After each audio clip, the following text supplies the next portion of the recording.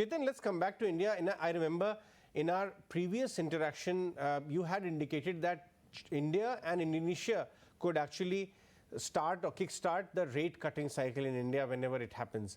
Why don't you revisit that to us and the way data points have kind of come out between our last two interactions? How does it appear from here on? So we have a few weeks back taken out our rate cut expectations for India, and the basis for that is that we think that credit growth is running at a pretty healthy and strong run rate.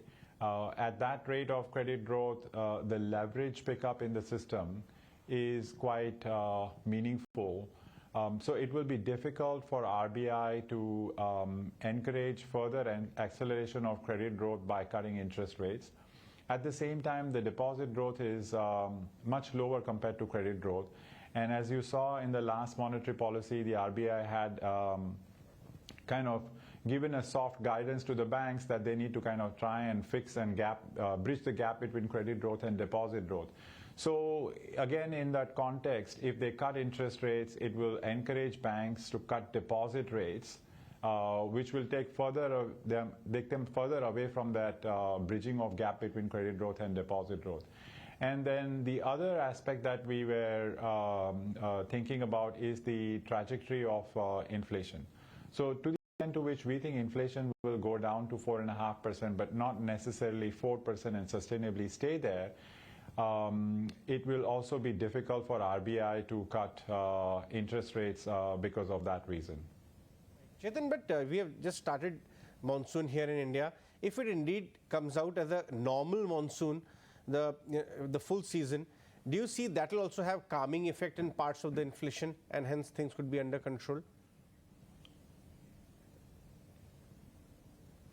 It should definitely help the food inflation outlook, and food inflation, as you know, has been the key reason why inflation is above 4% for the central bank.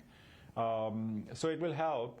Having said that, the challenge for food inflation is that we could get volatility in one or the other segment. Right now it's onion prices and then some other segment. So I think to the extent to which volatility in food inflation has been persistent for a number of years, it is difficult for us to build food inflation going down meaningfully, like going down to 4% and staying there for a longer period.